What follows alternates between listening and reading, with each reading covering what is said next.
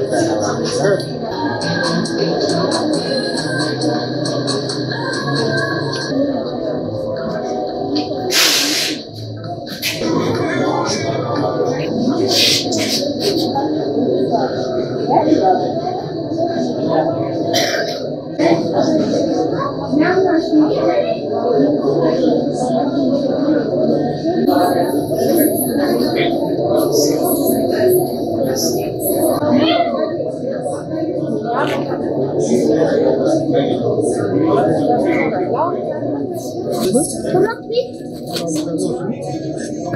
Senden nasıl müsaade? Ama ya. Ya böyle sana.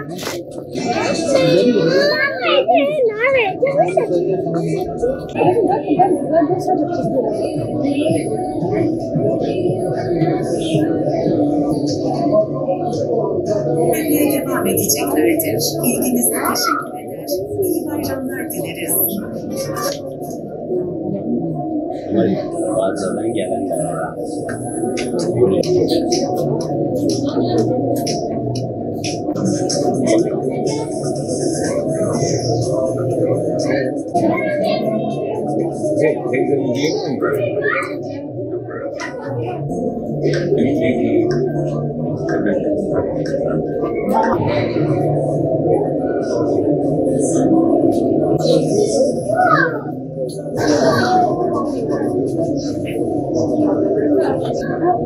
Abla.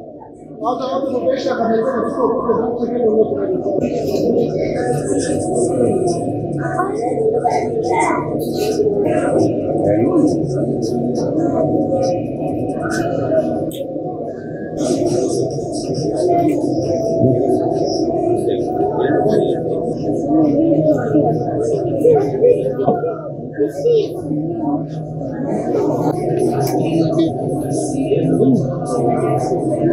bunu olmak istersin başka bir şey yok.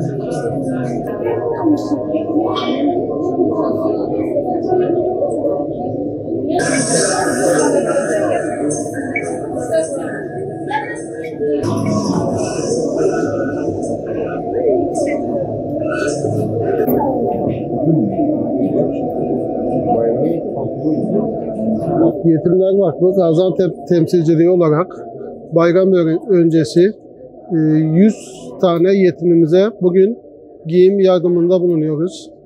Bizlere bu desteği esirgemeyen hayırseverlere çok teşekkür ederim. Bu yardımlarımızın devam etmesi için hayırsever vatandaşlarımızdan yardım talep ediyoruz. Çünkü yetimler sevinirse dünya sevinir. Yani çocuklar çok mutlu oldu. Tabii çocuklar mutlu olurken anneler mutlu, biz mutluyuz. Hayırseverlerimiz mutlu. Gıda yardımı yapıyoruz. Aylık nakdi yardımda bulunuyoruz. Okul öncesi kırtasiye yardımlarında bulunuyoruz. Çocuklarımızın bayramda mutlu olmasını istiyoruz. Boynu bükük kalmamasını istiyoruz. O vesileyle gece gündüz durmadan yetimlerimiz için çalışıyoruz.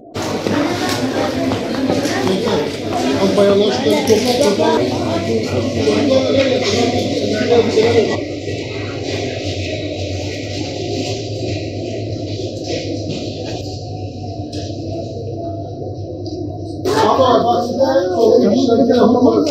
o bir ihtiyacınız bir şey olursa Yetimler Vakfı'na bana bayramlık kahve için çok teşekkür ederim. Abi.